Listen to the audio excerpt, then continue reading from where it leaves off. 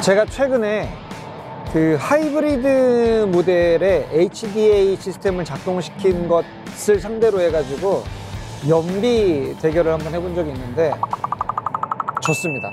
제가 지금 20분 정도를 주행을 했거든요. 그러면 지금부터는 이제 차량한테 한번 주도권을 넘겨보도록 하겠습니다. 자, 네가 한번 전비를 뽑아봐. 자, 최종적으로 저희가 평균 전비는 킬로와트아워당 42km 정도의 주행거리를 통해서 얻어본 수치가 되겠습니다.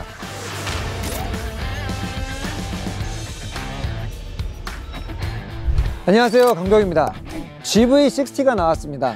많은 분들이 어떤 트림을 선택할지에 대해서 많은 고민을 하고 있습니다. 성능이 좋은 듀얼 모터를 선택할 것이냐, 아니면 보조금을 최대한 많이 받을 수 있는 가장 낮은 출력의 후륜 구동 모델을 선택할 것이냐.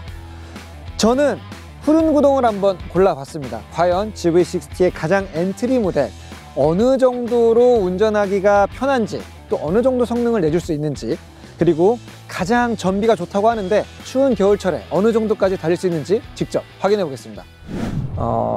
저희가 100%까지는 올리지 못하고요, 94% 정도까지 충전을 채운 다음에 출발을 했습니다.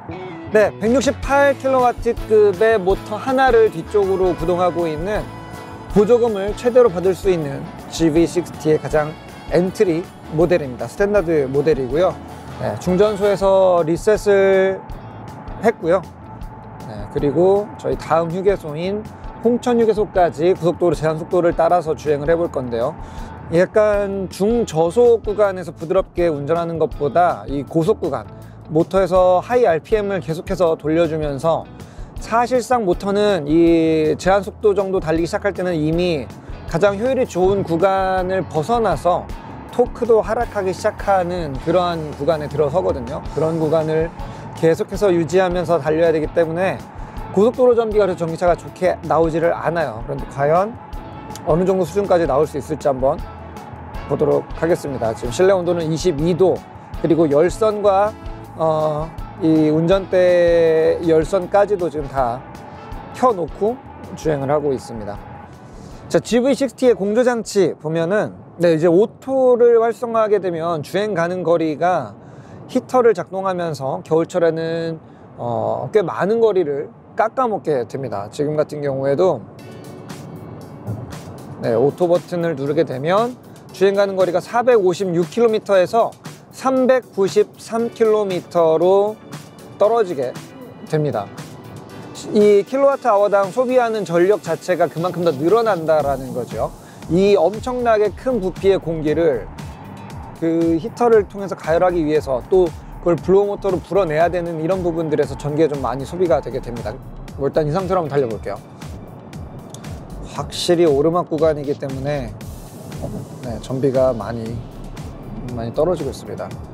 이 증강현실 내비게이션이 계기판 쪽으로 들어온 거는 굉장히 반가운 변화입니다. 사실 처음에 이 아이디어가 GNS 브랜드에서 나왔을 때만 해도 이 센터 디스플레이에 표시가 됐는데, 화면이 물론 이쪽에 더 뭐 큰 부분들도 있기는 하지만 네, 시선의 그 이동하는 거리를 생각했을 때는 중앙 부분에 들어가는 부분들은 사실 안전운전에 그렇게 도움이 된다라기보다는 그냥 이런 기술도 있어요 라고 보여주는 것 정도에 그쳤다라는 의미로 저는 해석을 했거든요. 그런데 이제 여기 AR 화면이 메인 클러스터 계기판 화면에 들어오기 때문에 조금만 눈을 내리면은 볼 수가 있습니다. 사실 이제 맘만 보면서 여기만 보면서도 이렇게 앞에 운전을 하면서 가는 것도 어느 정도는 할 수 있을 것 같아요. 물론 안전한 방법은 아닙니다. 이제 나중에 궁극적으로는 이게 그대로 헤드업으로 올라가야겠죠. 네, 지금 헤드업 디스플레이도 사실 면적이 굉장히 좀 큰 이런 부분들을 가지고 있는데, 거기에다가 정확하게 이 차선의 위상과 맞춰가지고 가상의 가이드라인, 그리고 턴 바이 턴의 남은 거리, 이런 부분들을 투영해 줄 수 있다면은 그때는 정말 궁극적인 그 AR 효과가 극대화되는 방식의 길 안내가 가능해질 거라고 생각을 합니다. 역시 전비는 네, 지금 2000km를 달려왔던 평균 전비보다도 살짝 떨어지는 수준입니다. 5km를 넘지 못하고 있어요. 4.8 정도를 내고 있었는데, 제가 지금 20분 정도를 주행을 했거든요. 그러면 지금부터는 이제 차량한테 한번 주도권을 넘겨보도록 하겠습니다. 자, 네가 한번 전비를 뽑아봐. 오늘 기온도 차가운 데다가 외부에 찬 공기와 바람도 좀 많이 부는 날씨이기는 한데, 그런 거를 감안한다고 해도 전방 유리 쪽에서의 약간의 풍절음은 분명히 들어옵니다. 지금 딱 100km 크루징을 걸고 가고 있는데도 보통은 요즘 나오는 차량들이 풍절음 시작되는 위치가 이 A필러 주변이거든요. 그런데 이 GV60는 지금 저 카메라 사이드미러 옵션을 달고 있어서 사실상 저쪽에서 만들어지는 어떤 공기의 그 파열 범위가 그렇게 크지는 않은 상태입니다. 그 대신에 항상 인간의 귀는 조금 조용해지면 그보다 더 작은 소리를 민감하게 듣게 되잖아요. A필러 주변에 풍절음이 없어지니까 이제는 전면 유리 자체가 바람을 맞으면서 지나갈 때 나는 그 소리가 또 귀에 들어오게 되네요. 제가 최근에 그 하이브리드 모델의 HDA 시스템을 작동시킨 것을 상대로 해가지고 연비 대결을 한번 해본 적이 있는데 졌습니다. 제가 직접 매뉴얼로 운전한 거랑 그 HDA2가 켜져 있는 상태에서 연비가 나온 거랑, 근데 그 차량은 이제 하이브리드 모델이었었는데 사실상 처음 기계한테 줘봤어요. 왜냐면 그동안의 크루즈 컨트롤은 그래도 인간이 훨씬 더 멀리 내다볼 수 있는 그런 시야 범위보다는 짧게 보고서 오르막이 반복되는 이런 구간들이나 이런 데서는 에너지 낭비가 좀 많은 편이었거든요. 그런데 지금 나오는 HDA2 그리고 또 지금 이 차에 나오는 이런 부분들은 사실 정밀지도 기반의 내비게이션 정보를 받아오기 때문에 제가 지금 눈으로 볼 수 있는, 뭐 제가 멀리 보면은 뭐 거의 한 1km 전방까지도 이제 어느 정도 도로의 굴곡을 읽을 수 있잖아요. 근데 이 지도 안에는 이미 가지 않아도 앞으로 50km, 100km 앞에 있는 노면의 고속도로의 굴곡들을 다 알고 있어요. 지금은 HDA를 상대로 연비 도전을 했을 때 인간이 이겨내기가 쉽지가 않습니다. 오르막이나 어떤 슬로프가 있는 부분들을 인지하게 되면 미리 필요한 만큼 전기를 비축시켜 놓거나 내려갈 때 최적의 회생 제동 정도를 선택을 해서 다시 재충전을 하는 이러한 효율들이 굉장히 좋아요. 근데 또 이제 이 정밀지도 기반으로 움직이는 내비게이션은 사실상 수입차들은 접근할 수 없는 데이터 영역이기도 하죠. 네, 그렇기 때문에 지금 당장 저만 해도 똑같이 강원도를 향해서 가고 있는 이 구간에서 제가 운전할 때 전비가 4.8 정도가 나왔는데 지금 HDA로 넘겨주고 나서 약 5분 남짓 시간이 지났는데 벌써 5.2까지 평균값을 끌어올렸습니다. 적어도 이제 국산차에 한정된 이야기이긴 하지만 가장 에너지 효율을 좋게 달리고 싶으면 이제는 전비 운전 효율법이 있는 게 아니라 그냥 크루즈 컨트롤을 켜라. 네. 뭔가 서글퍼지네요. 네. 이걸 켜면 우리 인간이 아무리 능숙한 운전자가 볼 수 있는 것보다 훨씬 더 많은 정보들을 기반으로 해서 연비 컨트롤을, 전비 컨트롤을 할 수 있다는 거죠. GV60도 마찬가지로 이 설정에 들어오게 되면 내비게이션 연동해서 스마트 회생 제동을 작동시키는 게 가능합니다. 그리고 이 패들 시프트를 통해서 회생 제동 양도 조절할 수 있지만 사실상 오토 모드로 놓게 되면 앞차와의 거리를 계산해서 브레이크 페달을 밟아야 되는 그런 일이 있을 때 사실 페달 조작 없이 회생 제동의 강약 증감만으로도 이 속도를 자동으로 맞춰줄 수 있는 그런 기능들도 쓸 수가 있게 되는 거죠. 이 카메라 패널이 이렇게 표면이 발열이 전혀 없다는 게 저는 더 신기한 것 같아요. 보통 계기판들은 살짝 미열이 있는데 이쪽은 정말 차갑습니다. 아우디가 사실 이거는 뭔가 초반에 리드를 좀 잘못했다라고 생각을 하는데 굳이 카메라로 비춘 영상을 보기 위한 모니터가 기존처럼 사이드미러 쪽을 돌려봐야 되는 이쪽에 달라붙어 있어야 될 이유가 있을까요? 그럼 결국 고개를 돌려야 되는 불필요한 운전자의 이 무브먼트가 생기게 되는데 그냥 이걸 앞유리 보다가 힐끔 내려볼 수 있게 A필러의 옆쪽에다가 차라리 이렇게 붙여줬으면 어땠을까요? 왜 굳이 이쪽을 고집하는지 잘 모르겠습니다. 일단 도어 패널 자체 모양도 이것 때문에 여기가 굉장히 형상이 복잡해지기도 하고 사실상 이 모니터 때문에 이 옆에 유리의 시야를 살짝 가리는 부분들도 존재하게 되거든요. 우리가 원래 사이드미러를 본능적으로 보는 어떤 습관 때문에 그렇다고 한다고 해도 굳이 A필러의 왼쪽 이렇게 이쪽에 있는 것보다는 A필러의 우측에 있는 게 나을 것 같아요. 왜냐면 옛날 차량들은 저 팬더 위에 사이드미러가 있을 때 그때는 사실 앞유리를 통해서 우리가 사이드미러를 봤거든요. 그리고 어떤 경우라고 해도 굳이 이쪽으로 모니터가 와야 될 이유가 없다고 봅니다. 그리고 더 정말 여기에 오면 안 되는 이유는 제가 10가지도 넘게 말씀드릴 수가 있어요. 이 트위터도 사실 이쪽에 의해서 소리가 막히게 되거든요. 고음 영역의 소리들은 앞에 뭔가 장애물이 있으면 그걸 뚫고 나가지를 못해요. 근데 베이스, 저음 같은 소리들은 시트 밑에 숨겨져 있든 저 트렁크 너머에 우퍼가 있든지 간에 그 진동을 이 운전자에게 잘 전달해 줄 수가 있는데, 자, 실컷 트위터를 여기다 달아놓고 이걸 이렇게 막아버리면 이것도 아깝잖아요. 그렇죠? 네, 전비가 5.5까지 올라왔습니다. 아니, 내가 운전한 거랑 이렇게 차이가 많이 난다고? 계산을 한번 살짝 해볼까요? 지금 87%, 17km 주행 가는 거리가 나와 있는데 87%가 나왔습니다. 그러면 100% 기준으로는 480km를 겨울철 이 영하의 온도에서도 이동을 할 수가 있다는 얘기가 돼요. 근데 가평 휴게소에서 홍천 휴게소까지 오는 이 42km 구간 동안에 브레이크 페달을 한 번도 밟을 일이 없었다라는 거예요.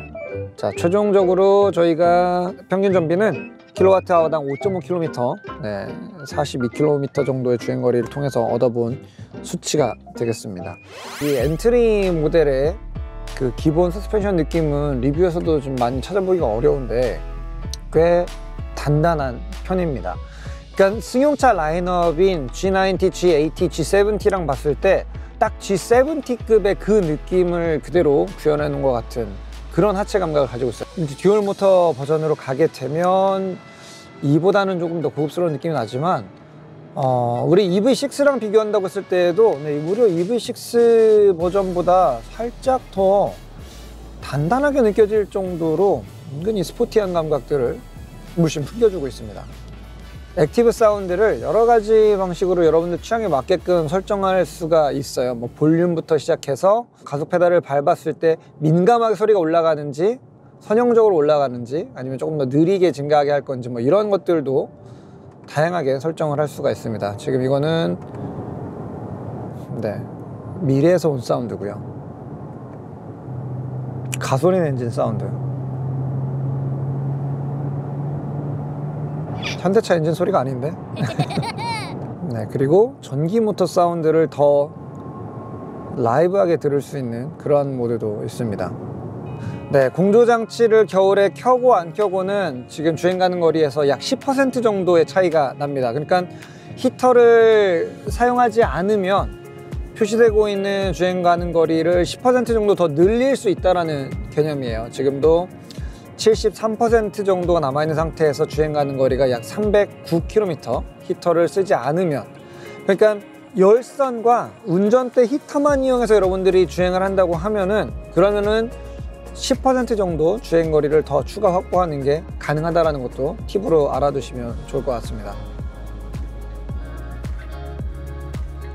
오, 제법인데?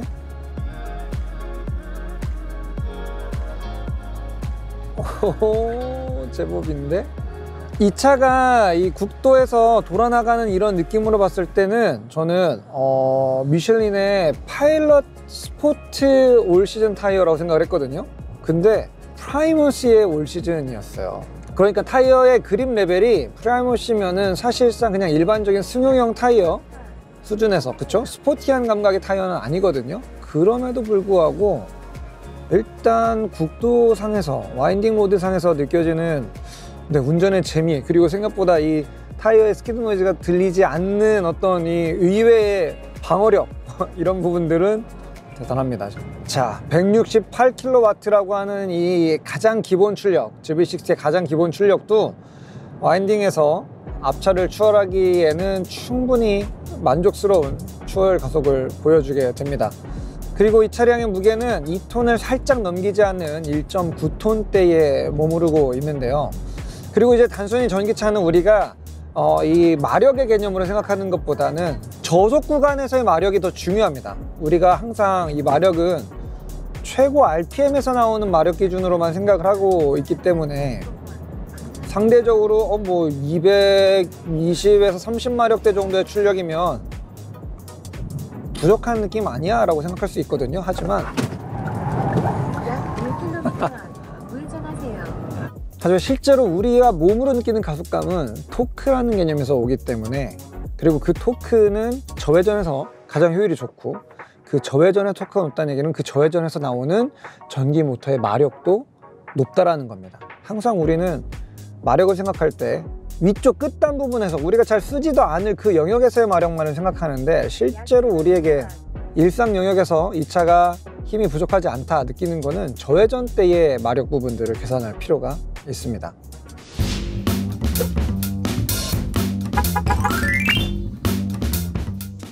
네, 이렇게 GV60 후륜 모델 160kW의 가장 기본형 모델과 함께 주행을 해봤습니다. 처음에는 이 차를 만나보기 전까지 정말 그 보조금만을 위해서 그 모든 거를 다 내려놔도 괜찮을까라는 우려가 있었는데요. 막상 이 차를 타고 고속도로와 국도 주행을 다 해보고 나니까 생각보다도 기본형의 만족도가 높다라는 것을 찾을 수가 있었습니다. 네, 전기차라는 그 앞에 수식어만 뺀다면 사실은 어떻게 보면 우리가 예전부터 프리미엄 브랜드에서 기대했었던 바로 그 형태가 이 차에 들어가 있는 것이 아닌가 생각이 들더라고요. 전체적인 평균 전비도 오늘 아주 추운 날씨를 감안했을 때 모든 공조장치를 다 돌리고 약간 재밌게 운전을 한 이러한 조건에서도 완충 기준으로는 대략 420km 내외 정도를 달릴 수 있는 것으로 확인이 됐습니다. 자, GV60의 기본형 모델 리뷰 여러분들 어떠셨습니까? 저희는 다음에 더 재밌는 영상으로 찾아오도록 하겠습니다. 감사합니다.